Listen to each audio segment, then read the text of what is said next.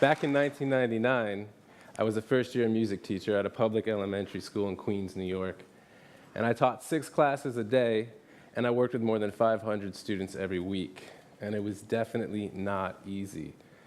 I remember on the morning of my first day, I set for myself one fundamental goal.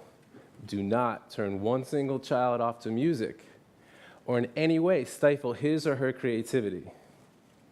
You see, I viewed myself as an ambassador of sorts to the world of music, a link in a chain of musicians that were taught by the previous generation and then took this knowledge and this joy and passed it on to the younger generation.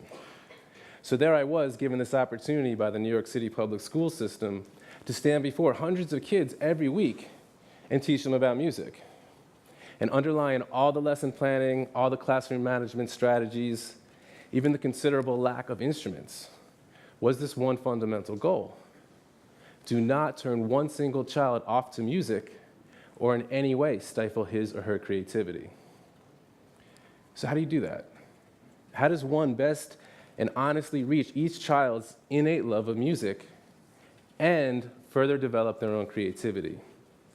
No doubt there's many ways one can do this. The approach that I took looks like this. The most uncommon denominator.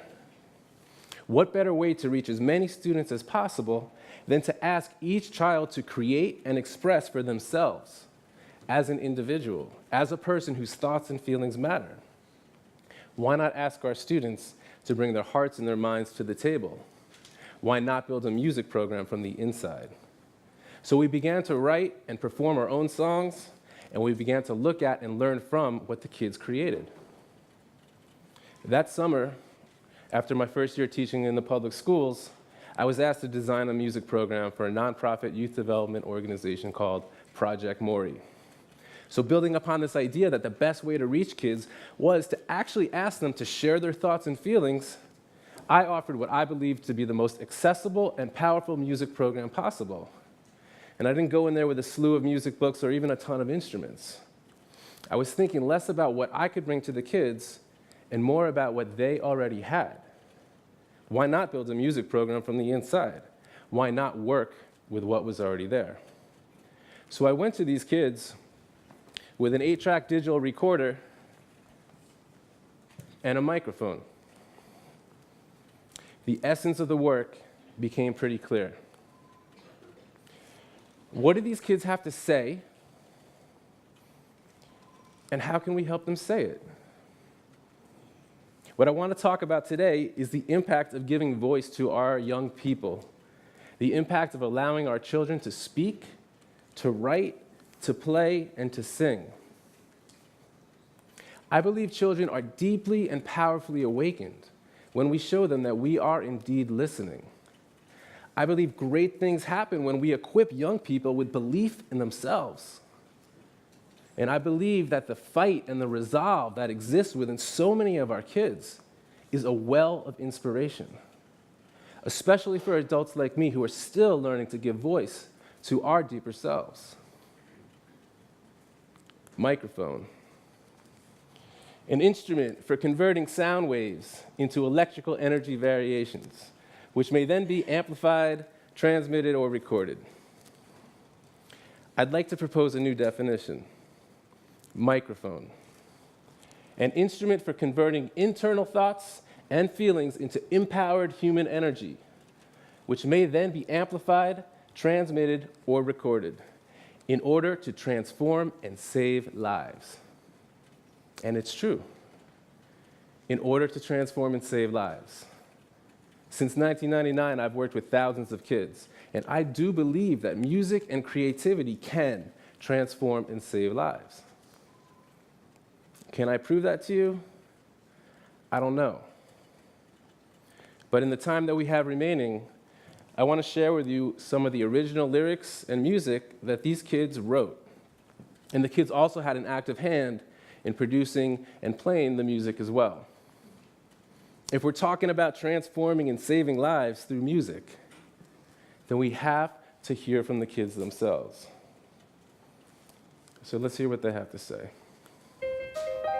This first song was produced by a young man named Isaiah after watching a peer of his get wheeled down a hospital hallway as a result of gun violence. What if we equipped young people with the joy and belief in themselves that comes from taking ownership of their ideas and their own creativity? That deep confidence, that feeling, is not a fleeting thing. You carry it with you. It lasts. It affects your day to day. You feel better. You're more prepared to handle life. It's not bulletproof. It's not a magic lamp, but it makes a difference.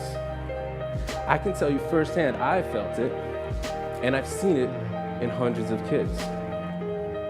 For the last decade and a half, I've helped young people write and record their own songs throughout the United States. What remains truly remarkable and deeply inspiring to me is how much these kids all have to say. No matter how hard their struggles are, no matter what kind of struggle it is so incredibly moving to witness the insight these kids have into themselves and about what they see, what they hear and feel in the world around them. All this violence, man. All these young kids getting caught up in all this craziness. Some of these kids were born into it, and that's all they know. Some on out and just don't know where to go. I made it out. Now it's time for y'all to make it out. Next is a song written by a young man attending the same school of special education as Isaiah. Dion is a supremely talented artist. Though academics are not his favorite thing, his school and his music classes function as his primary home. When you write and record songs with kids so many times, the challenges these young people are facing on a daily basis within themselves and in their environments transform from what can be an unspeakable obstacle or a less than hopeful reality into a point of power. That this is real for me, this is what's going on, I'm going to speak about it in this song and you will hear me. No one really know about the things that I be going through. What I want to tell you, come let me tell you. No one really know about the things that I be going through. But I want to tell you, come let me tell you. Here's a song written by a 13-year-old camper out in Michigan named Evan, who asked his guitar instructor to help him write a song about Nelson Mandela. So often kids are told what to do, what to think. Society and culture tell them what's cool. What we have the opportunity to do is the exact opposite. What happens if we truly honor our children and ask them what's really on their minds? What are their hopes, their fears, their dreams for themselves and for this world? What if we showed our children that we were really listening, that we were consciously witnessing what they were going through? What if we gave them the space and the opportunity to express all that they have, to express themselves in language and in music, and we listen? What do we start this war? What we're fighting for? Only left to lose the ones that we adore.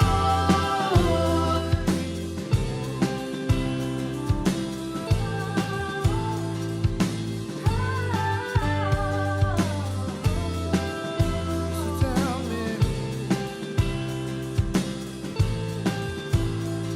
all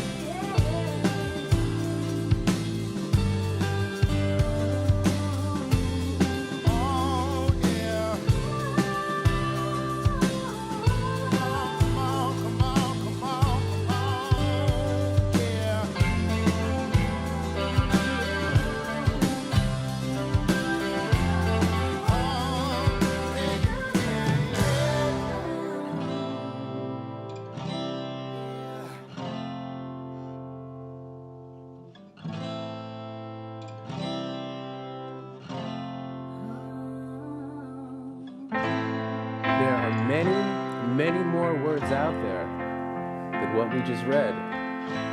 There's a lot more music out there than what we just heard. There's a lot more out there that has yet to be expressed by our children. There's a lot more out there that needs and deserves our attention. I believe children are deeply and powerfully awakened when we show them that we are indeed listening.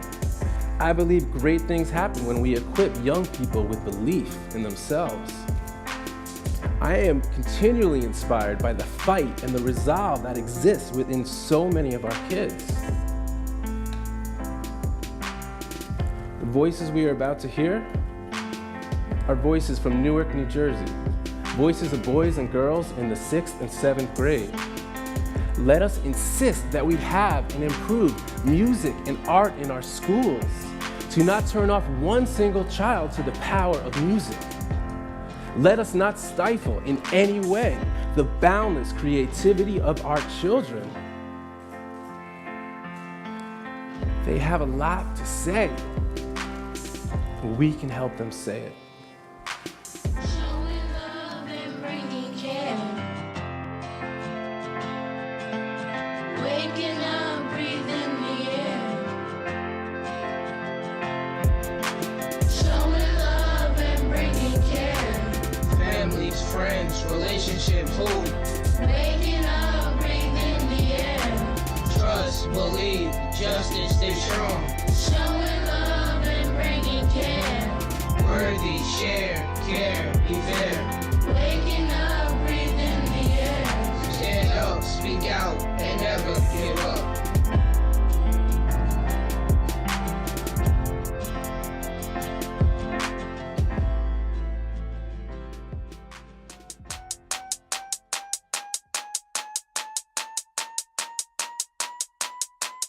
I believe in me. I believe that I can change this world.